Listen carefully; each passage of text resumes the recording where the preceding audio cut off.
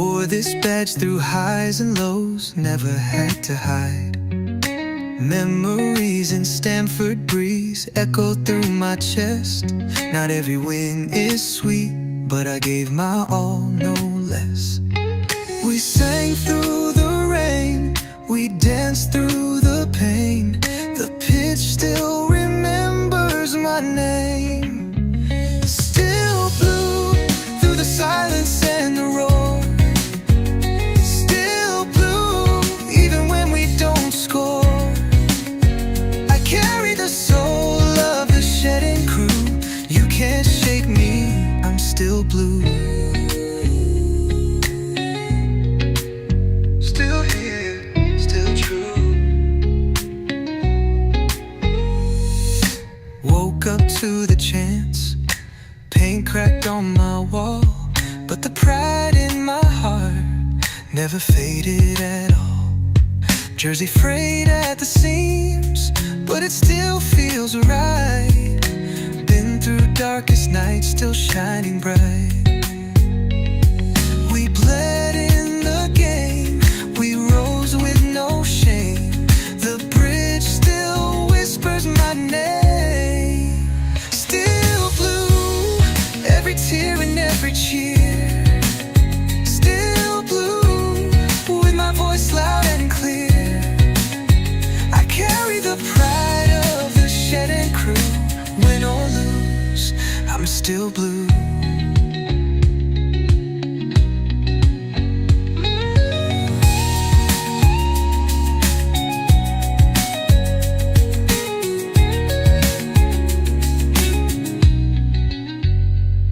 From Drogba's fire to Ritz's run, we stood tall under every sun.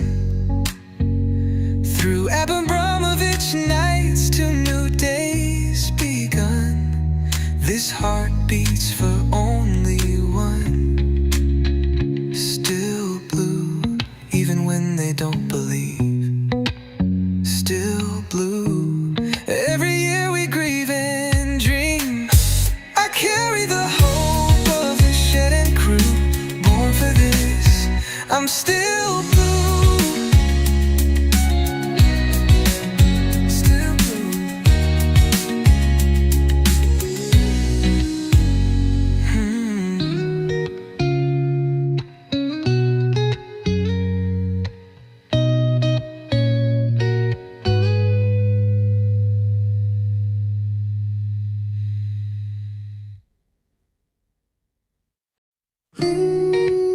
Still blue.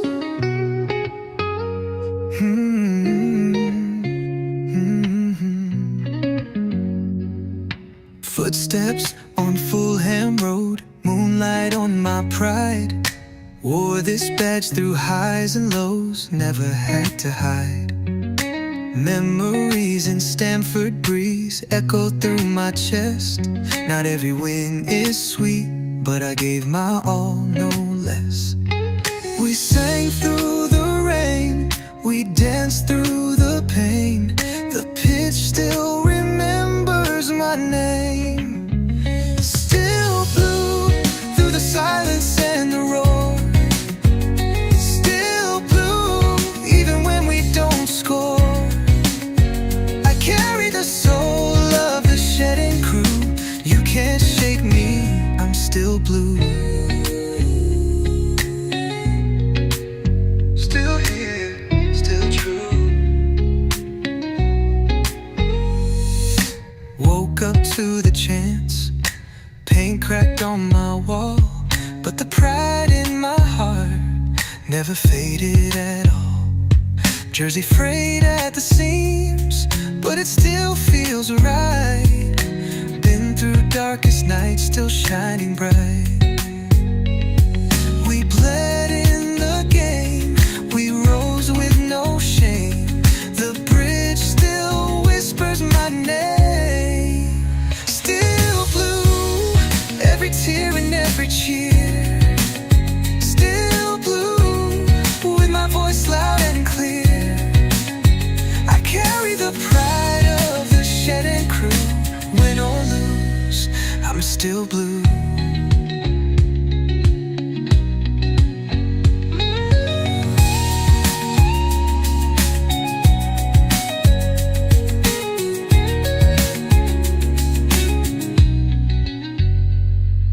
From Drogba's fire to Ritz's run, we stood tall under every sun.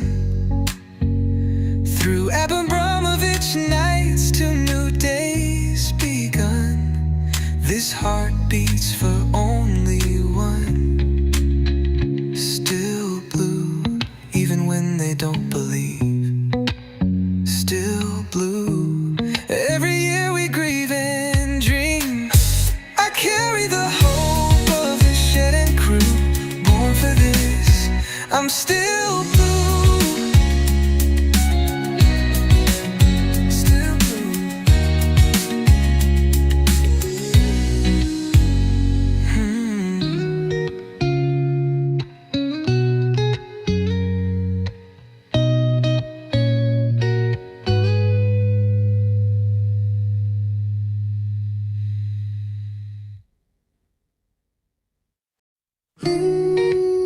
Still blue.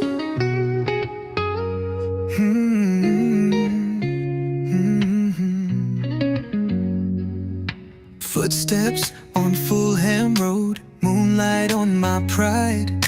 Wore this badge through highs and lows, never had to hide. Memories in Stamford breeze echo through my chest. Not every win is sweet, but I gave my all, no less. We sang through the rain, we danced through the pain. The pitch still remembers my name. Still blue through the silence and the roar. Still blue even when we don't score. I carry the soul of the shedding crew. You can't shake me, I'm still blue.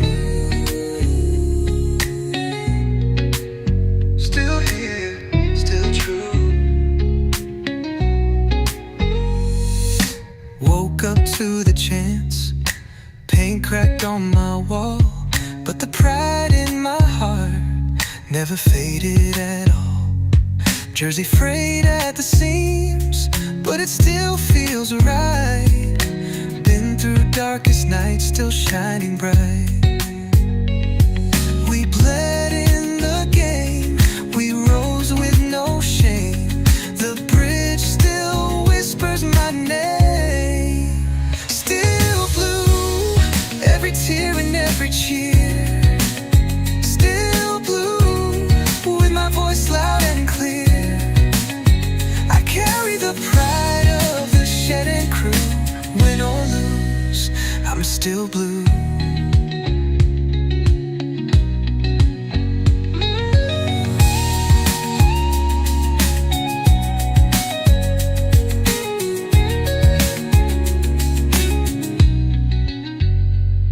From Drogba's fire to Ritz's run, we stood tall under every sun. Through Abramovich nights to new days begun, this heart beats for only one. Still blue, even when they don't believe. Still blue, every year we grieve and dream. I carry the hope of the shed and crew, born for this, I'm still blue. Still blue.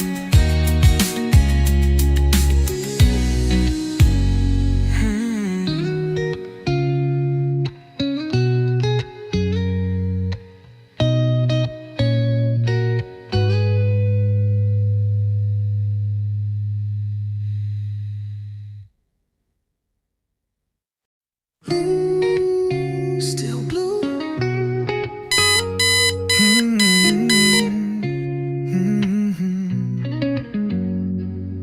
Footsteps on Fulham Road, moonlight on my pride. Wore this badge through highs and lows, never had to hide. Memories in Stamford breeze echo through my chest. Not every win is sweet, but I gave my all, no less. We sang through the rain, we danced through the pain. The pitch still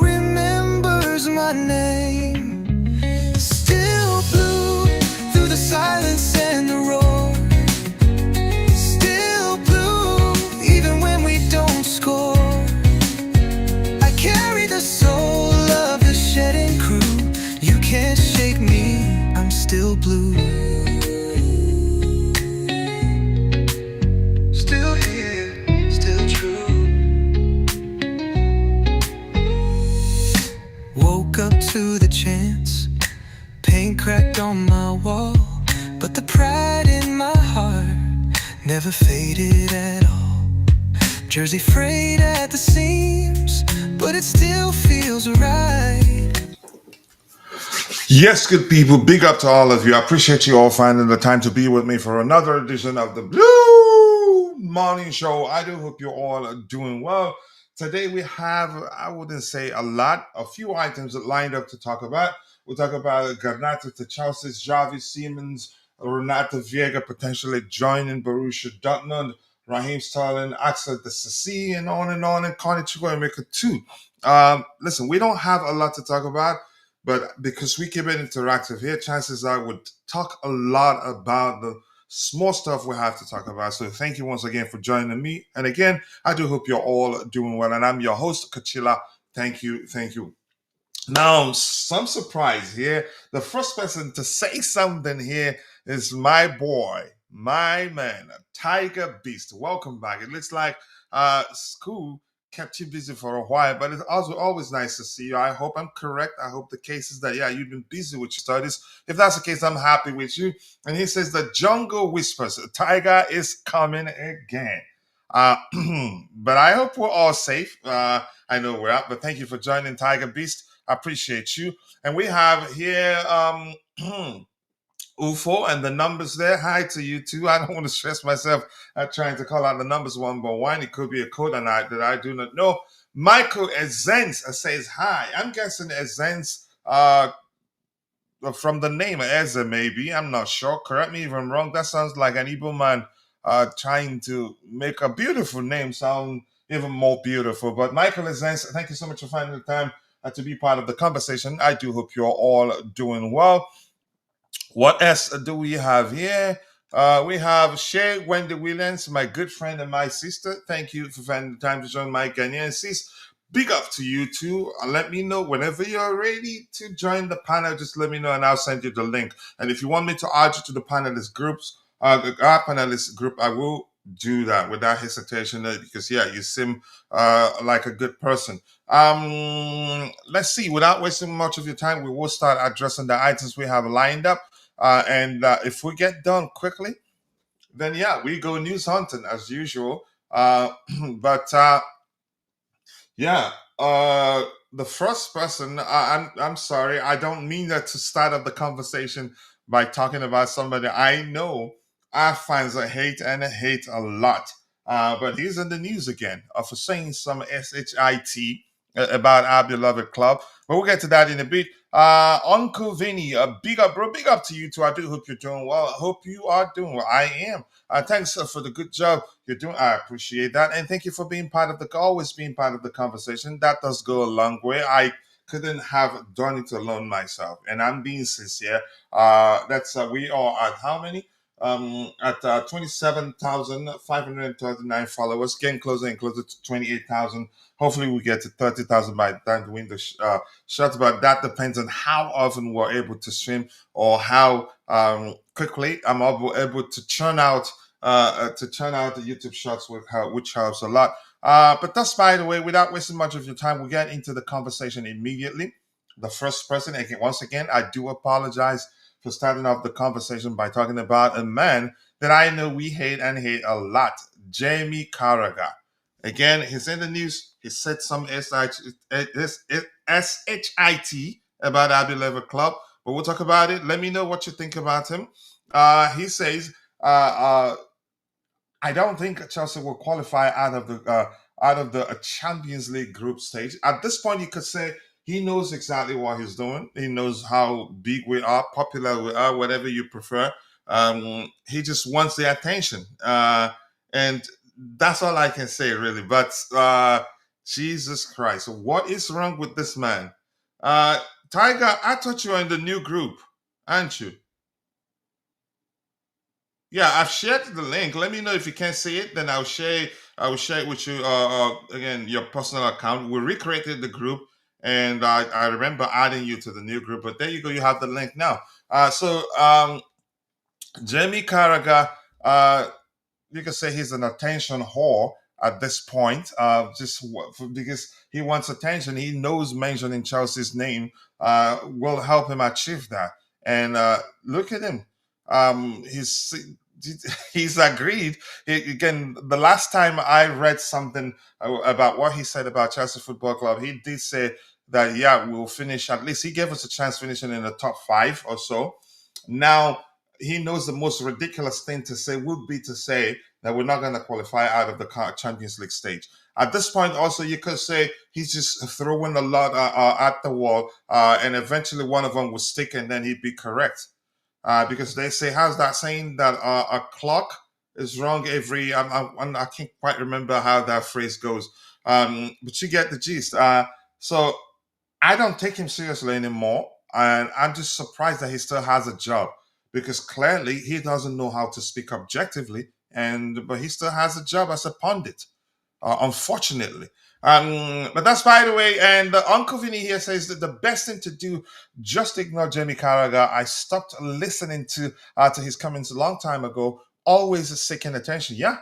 So basically, you're agreeing with me. He's an attention whore, but he gets it because he knows, yeah, how big we are, how popular we are, that and how again the size of our online community. That if he says such, he'd get the account, the attention he wants. But more importantly, I have my bro Tiger Beast in the house. Tiger, thank you so much for joining the conversation. But first of all, I want to know, I hope you've been okay. I hope the reason for your absence is that you've been busy with your studies. If that's the case, I am very, very happy. And thank you for finding the time to be part of the conversation. Let's hear you, Tiger. How have you been?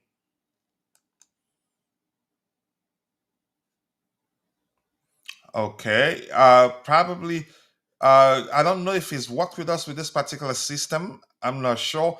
Maybe he's struggling to unmute his microphone, but whenever he's ready to speak, I'll bring him back on. So don't worry if you're watching. Chimwaya Precious, good bro, one love. Chimwaya, I appreciate you, and thank you for joining the conversation. Always happy to see my Nigerian brothers, whether Yoruba, Hausa, wherever you're from, Nigeria. I appreciate you all finding time to support me, to support the community, and our analytics does show that majority of Chelsea Perspective subscribers are from Nigeria. So I appreciate you all, which was why we did a giveaway, 100,000 naira giveaway, which Ebere uh, did in a very good way. He did share, I think, 20,000 per person, which I liked because a lot more people got blessed. Up the Charles, Isaac. Every time I see Isaac these days, uh, I always again always try to pronounce it Isaac. Yeah, but Isaac, thank you for joining the conversation. I do hope you're doing well. Good morning to you too, Kizito Uche. Thank you for joining. I appreciate you. I hope you're doing well. I went to Chelsea versus AC Milan the other day. I hope you had a lot of fun. Always nice to see fans who are able to make it to the stadium. I wasn't even able to attend any of our Club World Cup games because we just moved to a different state, still settling in. Haven't actually completely unpacked. I have to be honest with you. But when I used to live in the East Coast, I don't miss such games. But I know a time will come around. Maybe by the time we'll be able to hire people to even if I'm not able to attend the games, would have representatives there to live blog on the occasion. But yeah, congratulations to you. I hope you had a lot of fun. So Jamie Carragher, as you can see on the screen, I want to hear your thoughts, what you make of him. Some Chelsea fans don't take him seriously, but here's the thing: even when you don't take him seriously, you'd find time to say one or two things about him, which in turn means he's getting the attention he's seeking. Unfortunately, as it is, but I think he's ruining his reputation, tarnishing his reputation, whatever is the most accurate of in this context. But I don't think it's okay. I think some you could say organizations, news organizations might you said be a bit hesitant might not want to hire him. Let me just use a much simpler language there, because you could argue he's a good pundit. Don't get me wrong, but he just doesn't know how to be objective when it comes to Chelsea, and I just don't know why. But maybe the rivalry. But cook him. Let's hear you, your thoughts. And I have my friend Jimmy Jam James CFC. Nice to see you, Jimmy Jam James C CFC. Nice to see you, brother. I do hope you're doing well. It's a good day, and it can be a great day if we hear more on Jackson's departure. I would want Jackson to stay. I want him to stay. It wouldn't hurt to have a squad depth that includes Jackson as one of the players. That will go a long way for us. If he stays, it doesn't hurt. You don't again. If we had just Jackson and Cole Palmer last season, and Mark Gui, and at some point when Jackson got injured, Cole Palmer did struggle quite a lot, and partly because of the absence of Jackson, and vice versa. We had when Cole Palmer got injured, we had no a like to like a replacement for him, not a replacement or a player that can come on and do you can say an equally good job or maybe an even better job. So having Jackson, if he stays, fine, good for us. He makes us stronger if he does. But that's my opinion anyway. And we have Timan Taus that says, why are people saying PSG did not have a preseason? That's why their performance. What about Chelsea? Exactly. I mean, I don't listen. I don't listen to the excuses. I don't listen to people trying to downplay um, how well we did by beating them the way we did. It wasn't a close game. It could have been five. It could have ended 5-0. It wasn't like it ended 3-2, 4-3. They didn't even score. Yeah, and you could argue we smashed them so badly they've ditched that approach of kicking the ball to the opposition area, and then press the life out of them. They didn't do that against Tottenham. But that's fine. We're talking about Jamie Carragher now. Keep the topics aligned. Otherwise, I assume you're having a good conversation with a community member, which you have every right to, and we do encourage that. Actually, that's why we're community here. And once again, if you're new here, welcome. Here, your opinion matters. All we ask of you is to keep it civil. But thank you. I have my bro GFC Golden. Big up to you, and thank you for joining the conversation. I sincerely do appreciate you. I know you're a very busy man. I remember the Blue Alliance show will restart once the season starts, and this time even better, bigger, and again a lot of we'll pay to get stream layouts designed for us. It's a serious project. I know a lot of people didn't take it seriously, but maybe a sort of a period to test out who's serious about it, and then know who to dump out of the project. But that's, by the way, Ben, I'm going to come to you. Doesn't look like Tiger Beast is ready to speak at the moment. Your thoughts? Jamie Carragher just doesn't want to shut up. He likes to talk about Chelsea, and now, yeah, Champions League. Let's hear you.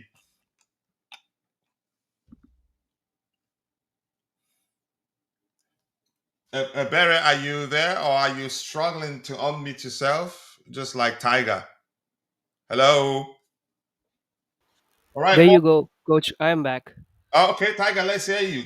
Welcome back. I hope you've been all right. School, right? Yeah, I was doing all right. Uh, No, I am in my post graduation right now. But yeah, Woo! it's Congratulations. going good. It's going good. It was very hectic. Excellent. I'm Yeah, happy for you. it's Happy for going you. good. It's So, going good. I'm quite I sure. found some time. Mhm. Season begins, and I'm here. Excellent. And I'm quite sure you've been following what's been going on. Jamie Carragher won't shut up about us. What do you have to say? Uh, well, coach, I have, like you always say, I have different perspectives, right? I personally believe Jamie Carragher is kind of, he has some dual split personality disorder or something like that. I don't know really. If you see Jamie Carragher on CBS Golazo when he's sitting with Thierry Henry and Michael Richards and they are doing all that UCL show, It's a Mhm. completely different Jamie Carragher. He's now a good analyst, analyzing the game. And when he's on Star Sports, I don't know what happens to that guy. And especially when he's talking about Chelsea, nothing positive comes out of that guy. So yeah, coach. I mean, I don't know. So I don't take him seriously now, especially when he's talking about Chelsea. But I like the side of Jamie Carragher when he's discussing UCL on the CBS I Goliath do show. too. So he That has that which was kind of why I personality said, for me. yeah. Go ahead. Apologies for cutting you off. Go ahead. Go ahead. No, no, that was it. Please continue, coach. That was Yeah, my take I on was it. gonna say, Nothing much to add I did say upon. he's a good pundit, but every time he talks about Chelsea, he does come across as he doesn't know how to speak objectively, and that's concerning. Because I'm still saying this that could lead to some of the you can say companies not wanting to hire him, honestly, because Yeah, if I'm one of those that are looking that's looking at to hire someone as a pundit, I'd pay attention to whether you do know how to speak objectively, irrespective of the club you speak about. It's important. Just the same. You could say the same thing with Nico. What's his name? Steve Nicole always talks shit about Chelsea too. His case, he said we were able to beat PSG because the pitch yeah. was bad. Did you hear that? Wow. All right. Oh, Go ahead. I think, coach, it's more about, yeah, it's more about sensationalism nowadays. In all walks of life, especially the media, it's all about sensationalism. What brings you more views? What statement brings your channel more views? Hmm. What gets clicked more on X? It's all about that. So I won't be surprised if these people are getting scripts to speak ill of Chelsea, or say for a popular club like, what are the top two, three popular clubs who everyone in this world knows. Now we are the world champions, by the way. Congratulations, fam, in the chat. We are the world champions For again. 4 years. But we are the world champion for 4 years. And we were the world champions as well. So, anyways, that's a DNA. But it's Chelsea, it's Manchester United, some clubs here and there who are being talked upon all around the globe. And I'm not surprised, coach, if they get those scripts to talk ill about these clubs just to garner views and have sentiments and sensationalize these club fan bases. So yeah, I that's, mean, I guess that's what's happening. yeah, I mean, it's believable. I mean, it makes sense to think that that's the case.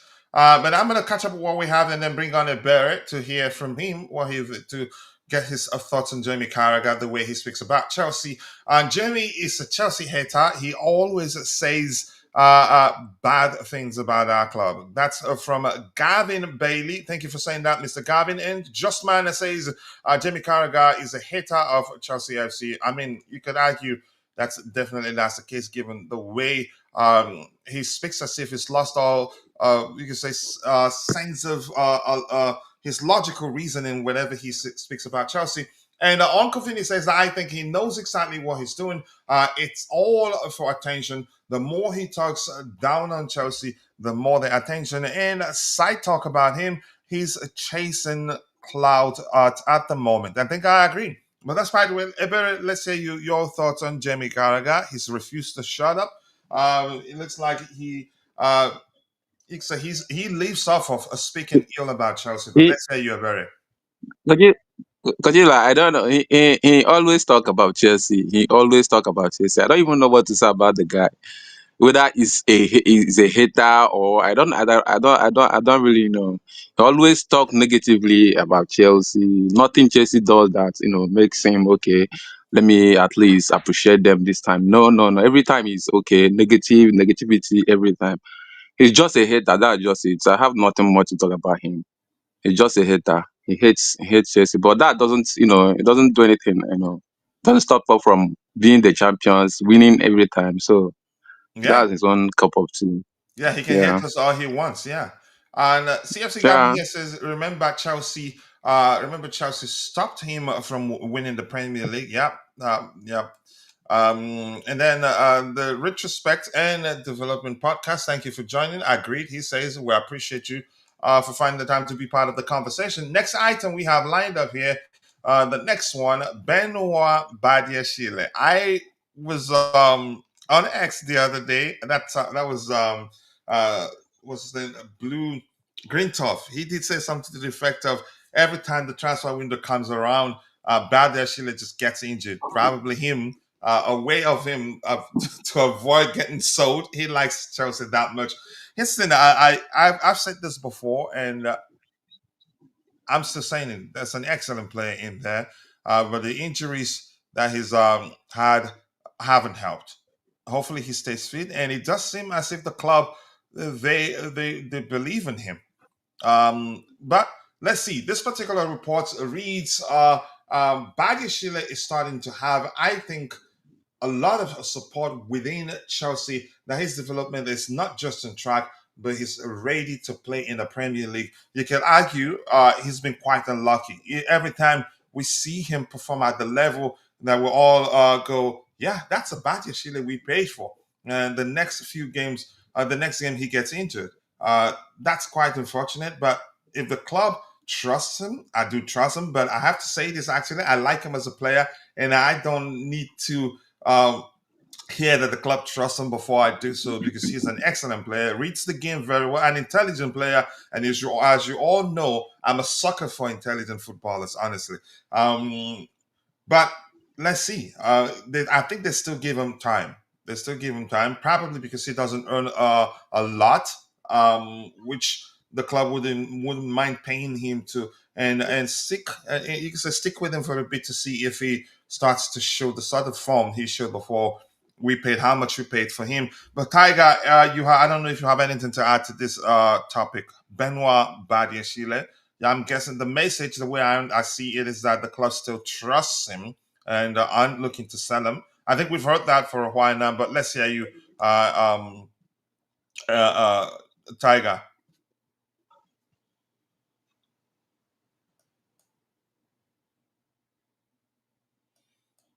Yeah, Right? coach. So, Hmm. basically, what I think about Badiashile is basically, uh, so he was brought before all the sporting director thing happened. He was a Todd Bowley signing, if I'm not wrong, because that's the basic chant we sing whenever he plays, right? Hmm. Todd Bowley in his Lamborghini bought Badiashile, so some kind of that chat we sing. So I personally don't know how much we trust him, but I surely know we do need him right now because of Colwell's injury.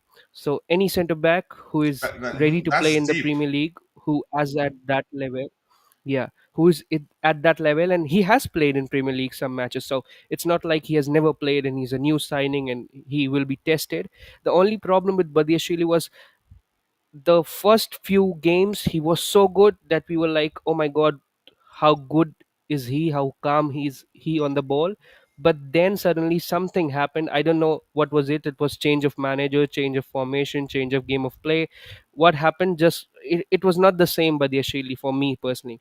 So we will have to see. But because Colwell is injured, and by the looks of it, at what all I have read about Chelsea's transfer business right now, we are not looking actively for someone in the market in that centre back, left centre back position. So I don't think so they would sell him on, and that's pretty much where I am at uh, about Buddy Australia right now. Even Is before he that, gonna be the he was next big never on the thing? list of Yeah, players that the club wanted to sell. He was actually yeah, listed as one that's of true. those that as the untouchables, I think. But go ahead, what you're For saying. the project, as they say, for the Mm-hmm, project, right? mm-hmm, You're right. So they use this term for the project. He's for the project. So he was for the project, and I don't know really. I personally prefer Tosin and Colville pairing a lot. I guess that's our best pairing out there. But now when Colville is injured, I don't really know. Wesley Fofana, I really rate him very high. I guess everyone sitting over here rate Wesley Fofana very high. But now we need to address Wesley Fofana and his injury issues. He's getting injured a lot. Like he's getting injured.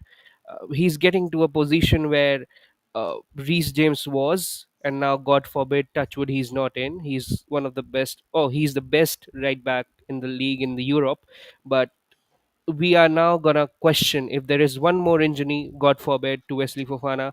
I don't see him continuing in Chelsea Football Club because it's too many injuries now, recurring injuries. So when you look all that, Colwell, like Wesley Fofana, not too fit, sometimes good, sometimes not so good. Then Benoit Badiashile and all these players start making sense. Though I still feel the Sassi is not the one who should stay. But yes, for Benoit Badiashile, I think there is still future left at Chelsea.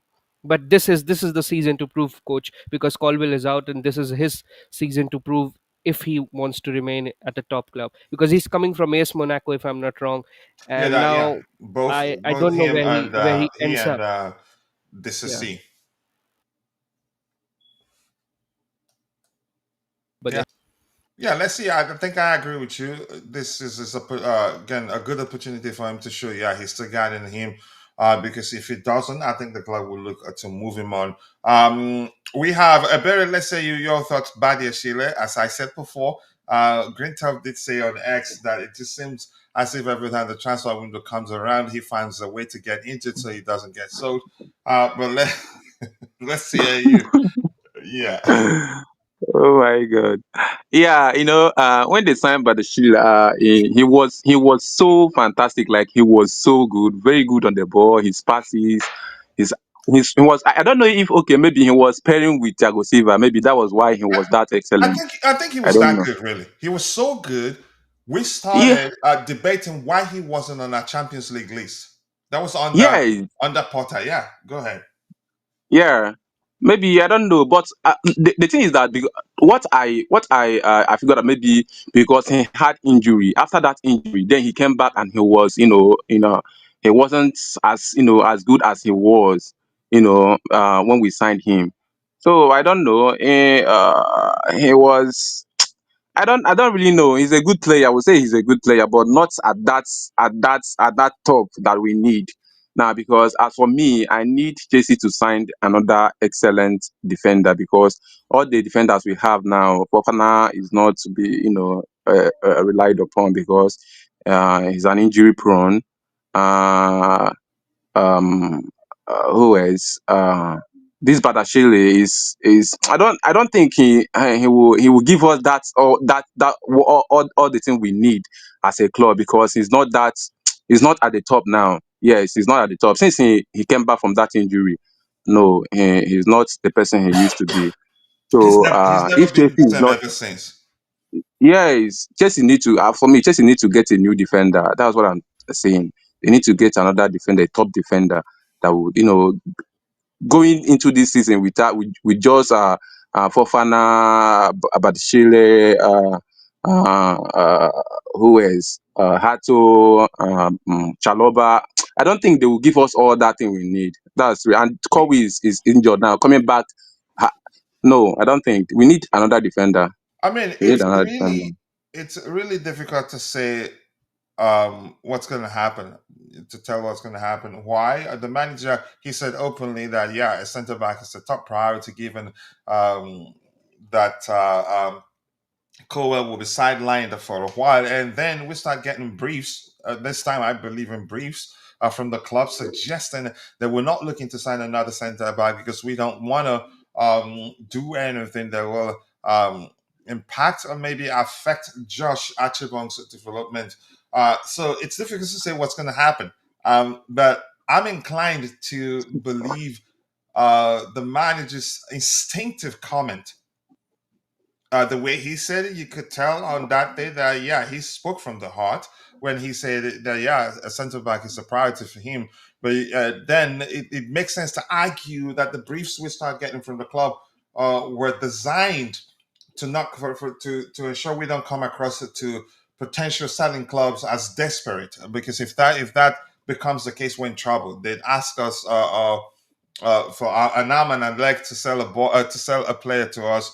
But despite what we have Bobby in the house, Bobby, two items here. We're trying uh, to move at a good speed because I'm not sure how long I'm going to be available here. Now, and I don't have anybody. I don't know how long Tiger would stay or anybody else on the panel to help host the show while I take my boys to school, because in a bit I have not in about 45 minutes time I'd have to go wake them up and help them get ready for school. But that's why we're here to talk about Chelsea Football Club. We talked about Jamie Carragher. He started again. At this time, he's saying that he doesn't see us making it out of the Champions League group stages. And then the next item we're talking about is the future of Benoit Badiashile. It doesn't look like we're looking to sell him, which makes sense. And that's why I always like to have a Tiger on the panel here.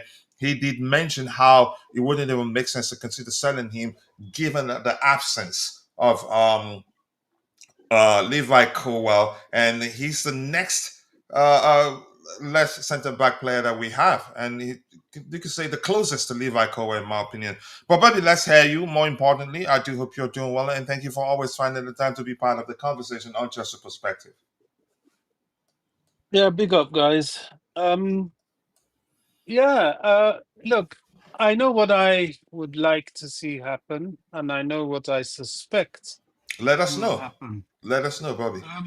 I would like to see Renato Veiga somehow reintegrated. I know he's burnt his bridges, but nothing in life is permanent. You know, there's always room for some sort of flexibility and renegotiation. Mm, I think he would be ideal because he's not looking to be here long term, and he will give it his all because his objective is the Portuguese national team, and he'll want to perform in order to earn that place in a World Cup year. That's how I'm looking at it. Benoit Badiashile, people are saying he was good. I don't think he was ever good. I, He was nothing more than just potential. He showed potential in the beginning. that's deep. Then he got the injury, which is another thing that really surprises me. Chelsea fans so easily disregard the impact of injury to the player in particular and to the team in general. You know, the past 2 seasons, Chelsea as a team were tremendously inhibited by injuries. So all this dip in form and things that we talk about, it was precipitated and exacerbated by the massive injury list we've carried to key players and to the team in general, or to the squad in general, over those seasons. Bernard Badiashile is somebody that after injury, he never really quite found his way. There were patches last season that he started looking like he was somewhat back to that show of potential that he showed in the beginning. But at best, he'll give you 2 games and then he's off injured again.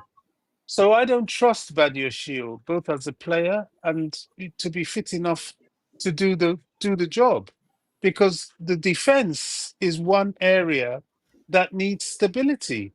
If you're going to rotate within the defense, you rotate within a certain crop of players, just like we've been doing. Levi Colwell himself took a long time to get to being the player he was just at the end of last season. And, the Forest game and there on in the Club World Cup and so on. So, his path wasn't always, that simple. He wasn't always the monster he turned out to be in the end. So the centre back position is quite important to me. I get it if they're saying that they don't want anything to disrupt Josh's path. Um, I don't know if Josh, at this stage in his career and at this point of his body bulk mass, is going to be pushed into being a centre back already. If he is, I would admire the bravery of Mariska. Maresca, but I will also be concerned about the overall impact on the team because I saw him live, up close and personal, and he's a wonderful player. But there are certain aspects of being a defender that really, especially in the Premier League, I'm not sure he's ready for. One thing about Levi Colwell was that he had the body mass. So when it came to some rumbles and some physical Even tussles he and did aerial struggle. tussles, Even he did struggle. sometimes, Yeah, the sometimes, physical but aspect of the game. Yeah, go ahead. anybody could get shoved over, no matter how big you are. But the fact is, he could stand his ground, and often he did. He was a battler, both fairly, both within the rules and outside of the rules. I can't see Josh doing what Levi did. He just doesn't have the physicality. Going and grabbing another player by the collar and having that sort of raucous, which is something you will need in the Premier League. They're going to harass you, especially as a centre back. And if you're somewhat physically wanting, these attackers, not to mention the midfielders and defenders, will have a field day. They will harass you, they will kick you, they will push you, they'll prod you. The dark arts is alive and well in the English Premier League, for sure. We pretend it's not, but it's definitely there. So I don't think Josh is quite ready for that part of the game. Maybe in the Champions League, he may be able to strut his stuff, but on a cold, wet Wednesday evening up north in November, with people like Dan Burns coming to kick you around, and I'm not sure how he'll fare. So I think we do need that area, and I would, if we're not buying, I would say we keep Renato Veiga for a season. If we are buying, well, the Mark Gay question seems to not be on the radar at all. And there's talk of Arujo. The reason why I'm not that keen on a foreigner coming is, they're going to need settling in time, getting used to the league and all that. We're past that now. At this stage of our development, we've got to the point where we need players that can plug and play. We've got too many settlers, as it were. Even the striking position, Esteval's a settler. Jamie Gittens, a little bit. Jarrell Hato, a settler. Asugo, a little bit. I don't know. We have these players that are still settling, That and needs time to set, you they say, to need adapt. time. They need time, and the last place we need to do that right now is in defense. So I don't know. It will be interesting to see what we do. We have to address it Yeah, because this but is an opportunity for mhm. Chelsea. What do We you are. think the club? What do you think they end up doing? Because you did say something to that effect. You know what you did say something to the effect of what you believe that the club uh, will end up doing. Will But now do. it's difficult to say. It's Mm. difficult to It's say. He made a it is. comment. He spoke instinctively, and then we did get, you could say, a barrage of briefs from the club suggesting that, yeah, we're not looking to sign him because, yeah, we want to Yeah, I ensure that mean, Josh Achupong still gets time to play and continue to well, develop. But it doesn't make I sense in the no, sense that he's not a left centre back. He's not anything coach, close to Levi Colwell, except for coach. the aspect of how good he is on the ball. Go ahead, Bobby. There's a difference to what the club is saying and what the content creators are adding to what the club is saying. Hmm. I don't think the club was that specific to start talking about, oh, we're doing this because of Josh Hatchington. I It don't doesn't think even make Josh was. sense. No, he wasn't even mentioned. That is the bolt-ons from the Chelsea fan base. Yeah, now, it's possible they may not buy because they may be thinking, we've got Fafana, we've got Badiashile, we seem to have enough in the defensive areas. So they may be thinking, but I think if they think that way, that's very naive because you can't trust Fafana, and you can't trust Badiashile. If you're lucky to get them fit, then you have to pray that they're still with you come November.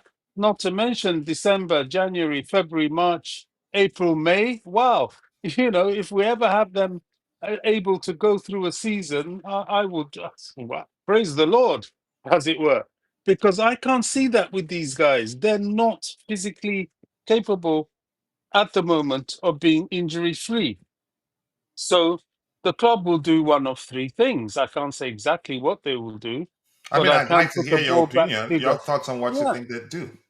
First thing is they go with what they got, which to me is risky and puts us in a very vulnerable position in terms of our objectives. It takes away the strength this team has to be able to challenge on all fronts And can I because do it's a tap in delicate. there? Can I do a bit of a tap in there?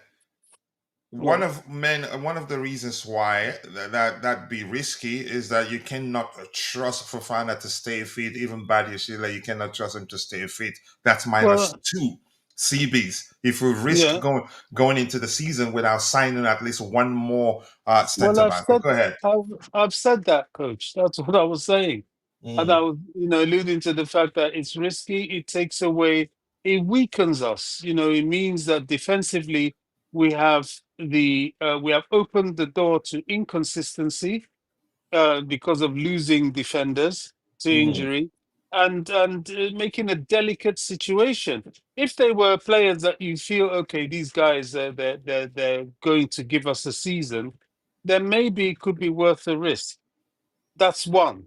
yeah, Number two, they could stay with Renato Vega. They haven't sold him. in-house All option. this, yeah, the in-house option is there. He's still our player. Everything that people are saying, oh, Vega is definitely going on, that's BS. The club hasn't said that.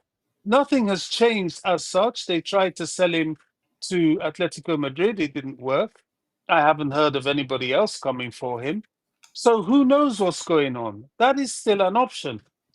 As long as he's a Chelsea player, his integrating back in the team is always an option. That's the second one. And the third one is to go and buy. Margehi would have been ideal because he's a Chelsea boy. At least he knows the club if he doesn't quite know the system of play. But he's an Um, entirely different profile. doesn't matter. Wesley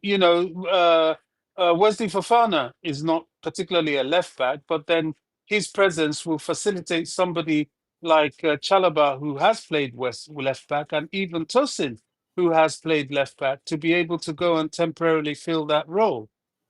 So it doesn't matter. He's a solid defender who can play both left and right back. And if memory serves me well, quite often Guhi has played left back um for Palace.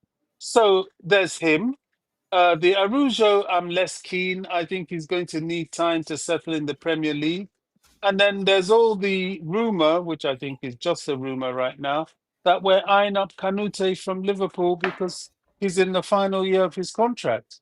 So those are the options. There are three options. At the moment, it's looking like they're going with option one, which is managing what they have, which, as far as I'm concerned, is risky. It's very risky because of the injury record. If the injury record wasn't that bad, then I'll say, okay, maybe we can limp through the season without Levi, Needing to sign. Okay, yeah. But the fact that it's not great injury wise, I don't know. It'll be interesting, but they get paid for these decisions. Hmm. It's down to them. They have less than 3 weeks to decide what to do. But I wouldn't be surprised, coach. I know a lot of fans, they want him to go, and there's some fans that just like seeing Chelsea players go. I wouldn't be surprised if you turn around one day and you see in the lineup Renato Vega. To I me, mean, he's like, the obvious after choice. all, who would have thought that we'd go back recall Trevor Chalobah and look how well he's Chalaba. done. There you go. Yeah, Although Chalaba is different gravy, he mhm. was always a Chelsea person. But Renato Vega is a professional player and he has a massive opportunity. It's not like playing for Chelsea wouldn't be advantageous for him. Being Chelsea's left centre back is massive for him. Premier League, Champions League, and a pathway to the World Cup with Portugal, he'll take it with both hands. If a deal can be struck with him And, in terms of mhm. his attitude. Yes, then, Bobby, I'm going to say something I already said before. He had to do what he had to do to ensure he has a path to the Portuguese national team. Because the only time he got to the time he got times he got to play for them, it was in the centre back area. And at Chelsea, he wasn't seen as a centre back; he was seen as a left back. So he had to go to Juve, where he'd play constantly. He made sure that they were signing him on loan to get to play as a centre back. I don't blame him for that, but I'm still saying that he would have just calm down, stay where you are, and establish yourself. We know you're a versatile player. We know you're actually able to play as a CDM, a left back, left centre back, because it's versatile. But that's by the way, it is what it is. And I think if we really do need him, I think the club will keep him. He's still on our books. We pay him. And as you said, he's a professional. Something else you said I want to I'll talk about quickly Yeah. before I'll Can I catch up. just add one quick thing? Yeah, go ahead. Yeah, the club will keep him. He is our player. The club has every right to keep him, Hmm. and the club has every right to insist that he plugs the gap. And it's not to his disadvantage. But Hmm. there's no excuse for what he did. It would be equivalent to Jarell Hato suddenly turning around and telling the club, "Oh, I'm a centre back. I need to go and play somewhere else." I don't think he will do it. He's not that profile of player. But it's nonsense. He came to Chelsea as a utility player, Renato Veiga, which means he played centre back. That's the He most accurate would use. description.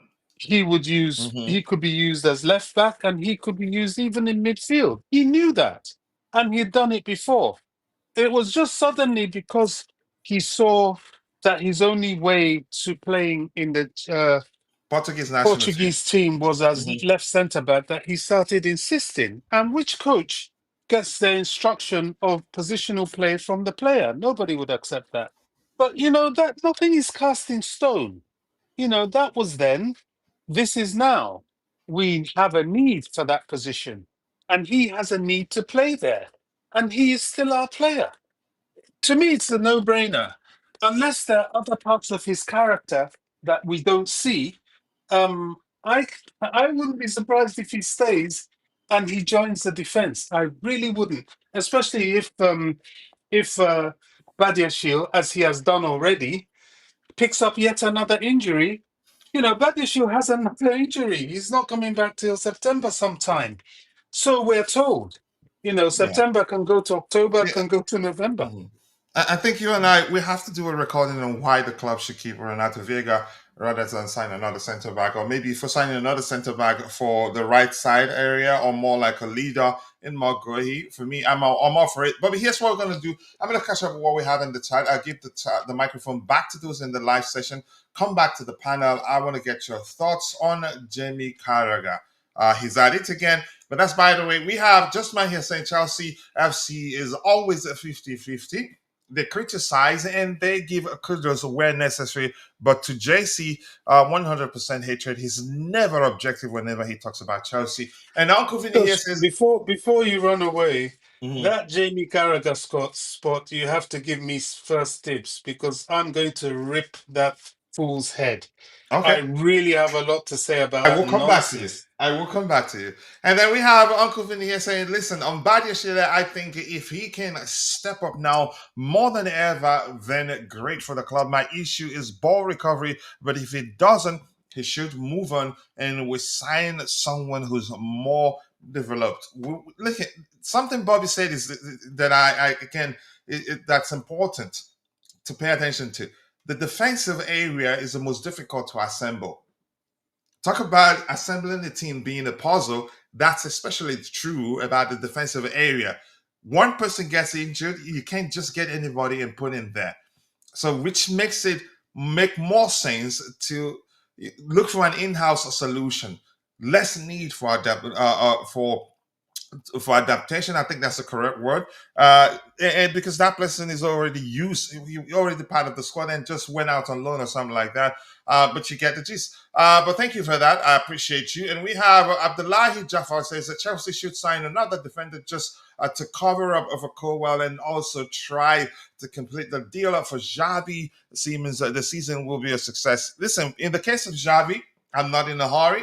As good as I believe he'd be for us, and the fact that he brings more balance than any other player we've signed in the attacking area, I think we can start the season without him and not overpay because we're in a hurry to sign him. I think he's made it clear he wants to join us, so why overpay? And I think eventually he will join us. Maybe Nkunku, who said he's open to returning it to Leipzig. Whether that happens, it's difficult to say because, yeah, he would want to earn a little more than what he's earning at Chelsea. And if he has other options and other clubs are willing to pay him a little more, I don't think he'd be eager to go back to Leipzig. But that's just my opinion anyway. And Ebuka here is saying, Udo de Kwarage, my own brother, Udo de you too. I am enjoying the conversation. Glad to hear that you're enjoying the conversation. Bobby, you have the platform. Repeat. Let's hear you cook Jamie Carragher. Honestly, coach, if you see anything I put on X, I'm always asking Chelsea fans, why do you even listen to this fool? It's very clear that Jamie Carragher is one of those people that he's Liverpool. Yes, he's a Liverpool player. He's a Liverpool fan. I don't begrudge him that. But it's the grift of putting these people on sports media and charging us money vis-a-vis, and I'll call them out. I keep calling them out without hesitation. Sky Sports. I pay their subscription, and I pay for neutrality. I don't pay for.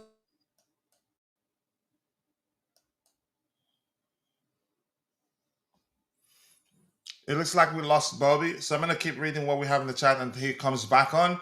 Badiashile just isn't good enough. Sentiment apart, he lacks the tenacity needed to be a top EPL center back. That's a Dabayo Makunju, Egbon Ekugbado Ekaro, my brother. Nice to see you. I do hope you're doing well. And Nikki, thank you. Nikki says, I don't know why everyone is hating on Garnacho. I don't hate Garnacho. I know he's a good player. For context, I think you Can you should hear go me? compare. You should go compare his Can you hear numbers to. me? Yeah. You just came back. Just 1 second. Compare his numbers to that of Rodrigo of Real Madrid for the last season. You'd know how good that he's a good player. Go ahead, Bobby. You were speaking, and we did lose you Yeah. for a minute or Yeah. two. Jamie Carragher is definitely on an agenda. He's what I call a typical Liverpool fan. These were the people. There's one guy that posted something on X, and I really, really resonated with him because we both have the same thoughts. These were the people that were banging on about, oh, the Super League. It's not a meritocracy. Oh, fans that should protest against it. You can't have that sort of thing in football. It will destroy football. And what is the first thing he's doing? Trying to create a Super League. Their complaint about the Club World Cup was simply because Liverpool didn't qualify. The Club World Cup is a meritocracy. It's a merit-based system. It has its rules of qualification, and if you don't meet those rules, you don't play in the tournament. Can I remix that a Italy, bit? It is the biggest club competition in the world. it definitely is, and it will get bigger. Italy won the Euros, but failed to qualify for the World Cup. It works that way. It doesn't mean to say because you won the English Premier League, if you don't meet the criteria to play in the Club World Cup, you don't go there. Now, all these things he's saying about Chelsea is typical Liverpool. They think they are the only people entitled to success. They think that nobody else should be given the right to achieve anything. It's a very weird way of thinking. The difference between Chelsea and clubs like that is that Chelsea fans, yes, we don't like to lose. Yes, we don't like certain teams doing certain things. But if they get to achieve it, we just shrug our shoulders and we say, okay, we'll get you the next time. But these people become bitter. They become divisive. They become quite manipulative in the way they come out with things. And Jamie Carragher is at the center at this point in time of that sort of thing. Every time he talks about Chelsea, it is to the negative. Him and Stevie Nicol, Is it uh, worse than uh, Steve Nicol or vice versa? I think they're all the same. All these ex-Liverpool, they're all relatively the same, and Man United as well. Paul Scholes, I'm disappointed. I used to like him as a player, but as a pundit, I look at him as somebody quite low IQ. He sounds stupid to me. He doesn't sound like someone that really has much intelligence. Gary Neville, the same thing. They're all very, very, very biased. And I respect Rio. My goodness, this is an Rio, to excellent be fair, pundit. yeah, to be fair, Rio surprised me because for somebody that was so steeped in Man United as he was, he's very balanced. And maybe some of that is because his upbringing was with West Ham. And that doesn't particularly make him favorable to Chelsea.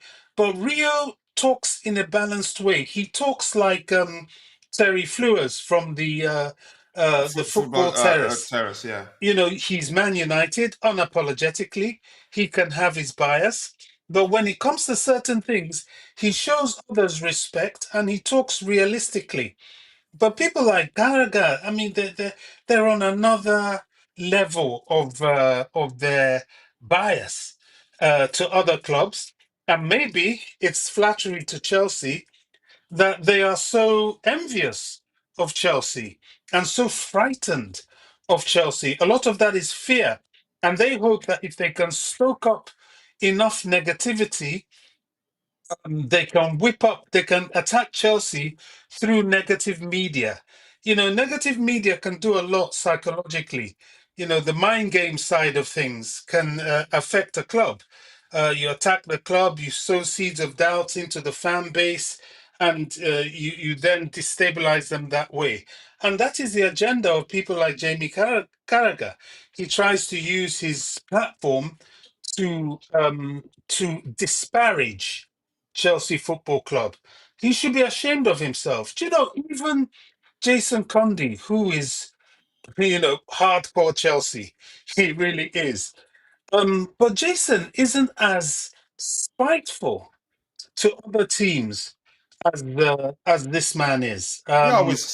He always speaks objectively, except when he's a commentator, and you can say his loyalty to Chelsea does show. He's human after all. I don't Yeah, expect him to be perfect, but or he when comes it's out smoking when yeah, other exactly, talk yeah. sports people start attacking Chelsea, and he defends us. Um, so I And don't this know, Jamie defense Carragher. objectively, he doesn't defend because he has to. He doesn't defend because he's a Chelsea fan. He defends because he's spitting fact whenever he does.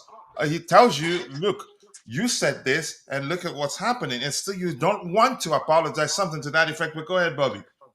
Yeah, I mean Jamie Carragher. I think all Chelsea fans should come as one against him.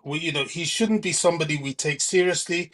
He should be somebody we should expose wherever we see him, and he should be somebody we should stand up and let him know that we don't like him. We have no time for his ways, himself and Charlie Nicol in particular. These sort of people, they're not pundits, and it amazes me that they're given that platform because they don't handle it professionally at all. Yeah. Bobby, thank you so much. I appreciate you for taking the time to cook him. I think we should start the show called The Cook Session, where we cook the enemies and some of the content creators that um, just doing it for the clicks and not don't know how to speak objectively. But that's by the way. Thank you Sure. for all of you for finding the time to be part of the conversation. We have 21 likes. We should be doing a lot better than that. We had 160 plus people following the show. But 90 people right now. If half of you like the video, would have at least a 45 likes. But I get it. We're streaming in a vertical format. Usually, it's not easy to find the like option. So here, what you do: press and hold your screen for just about a second. Then you see the bells and whistles, which includes the like, comment, and share options. Please help us garner more likes, which in turn triggers the YouTube algorithm and forces it to push the stream to more people who would be interested in the topics we have lined up. So thank you. Shay Wendy says, I think we need Vega more than before. I think Vega is a good replacement. Here's the thing: if the manager sees him as a good solution, I don't think he can replace Colwell. I know he's capable of fulfilling the left center back role, but Colwell has much better vision. His passing range much better. Maybe he can. I'd still go to. I'd say maybe defensively maybe defensively more solid than Levi Colwell. But that's fine. We're not here to compare and conclude who's better than the other. But I think it'd be a good solution in house. He's part of the squad already. I get it. He went out on loan, but I think he's capable. But if the manager feels like he's capable, then I think that they keep him rather than sign someone as a replacement for Levi Colwell. Good morning to you too, Honor Alex. Thanks for finding the time to be part of the conversation. One day I appreciate you. And I have my bro, New Zion from the Blue Clouds Media. I appreciate you finding the time to join, bro. I do hope you're doing well.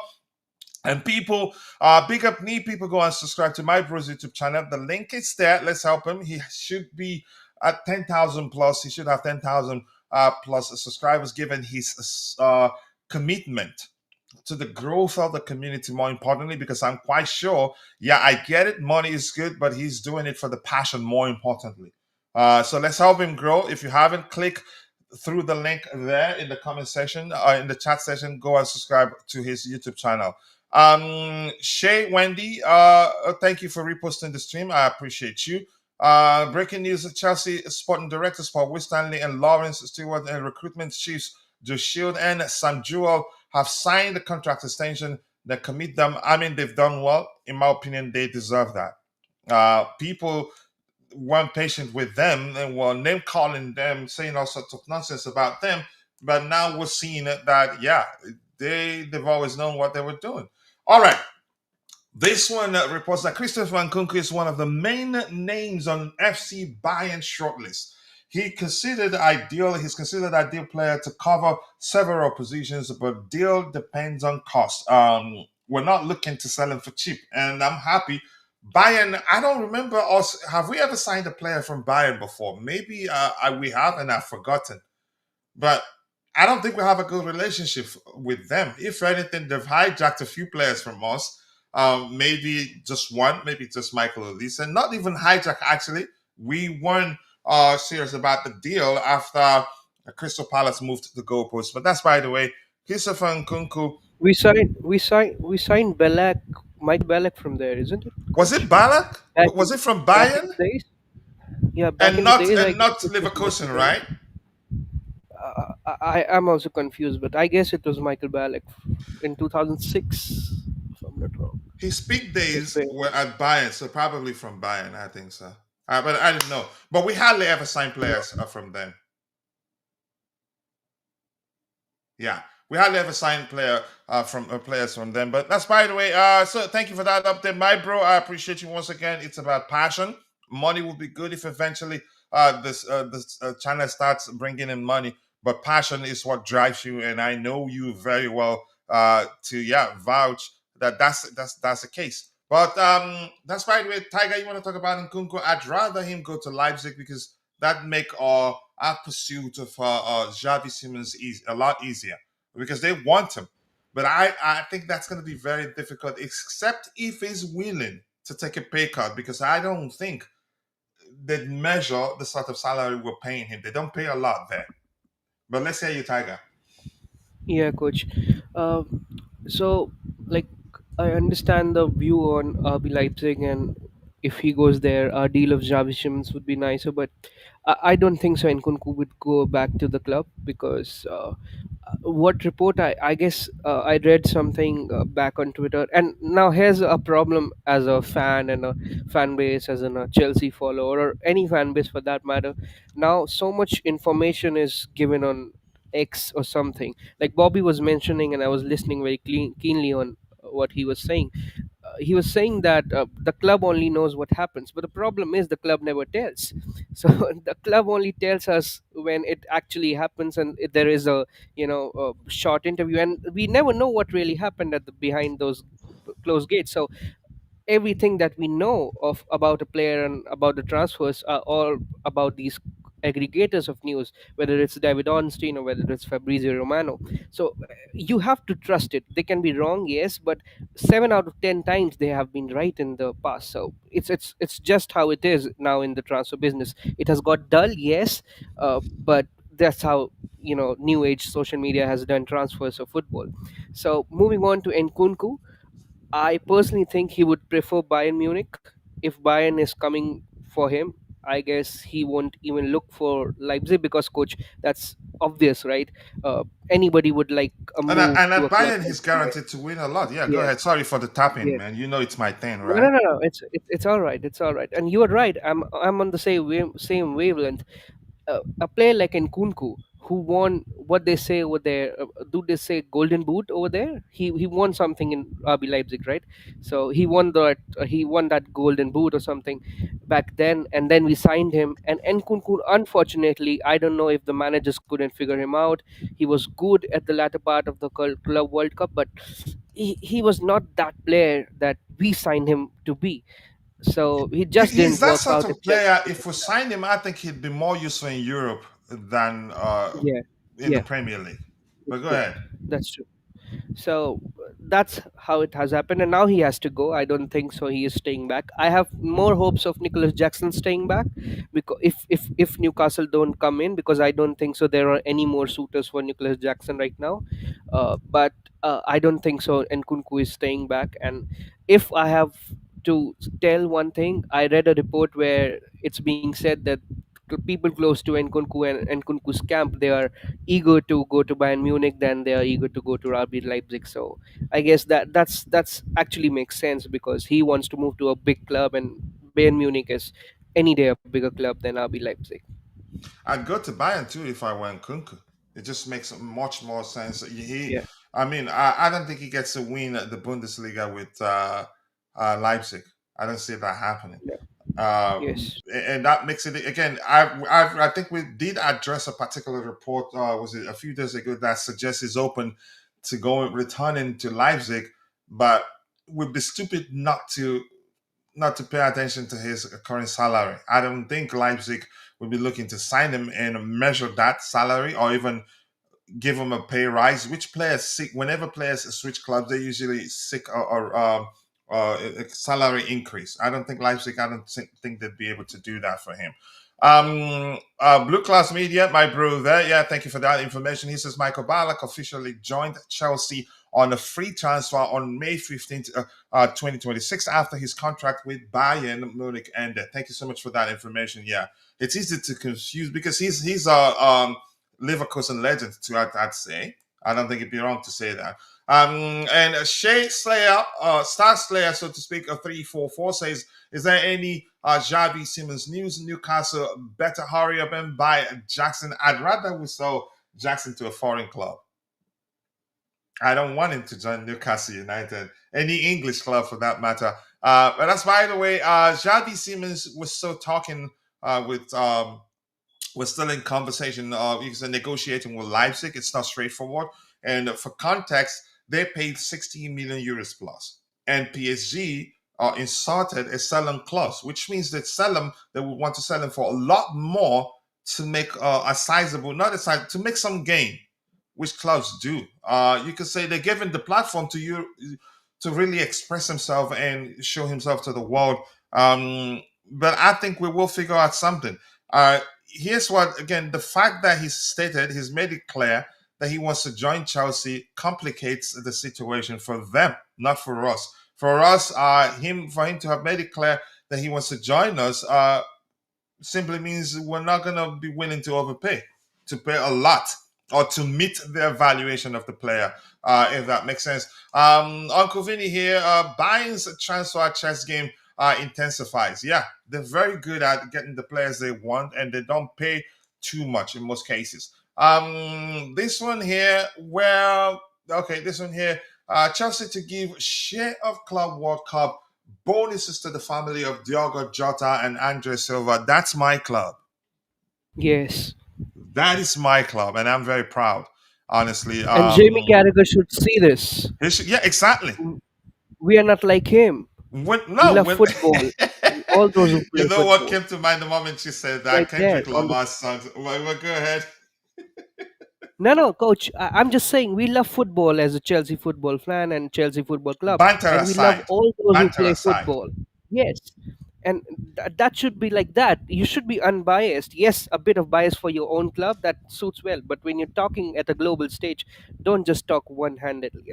But what to say? It's all right. We did our part. It's who are we. So it's who we are. So yeah.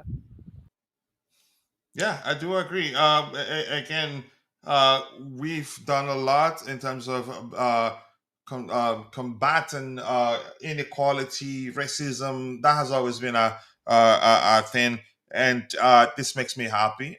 Proud to be a Chelsea fan, and I don't know what it'd be like to support another club, and I'm just happy. Ebere, let's hear your thoughts. I'm quite sure you've seen what we have on the screen. That's not easy, actually. That's a lot of money. I'm not sure how much it is, but I'm quite sure it's a lot of money. But let's hear you, Ebere. Yeah, Chelsea is a good club. That's why so many people are supporting Chelsea. That's the best thing to do as a club. We don't mind what that Carragher always say. That one is on his own opinion, his own cup of tea. As a club, you need to perform as a club, do things. We are all humans. That's the best thing to do. I love Chelsea always. That's my club. I'm happy for that. Yeah. Very, very, very, very happy. That's not easy.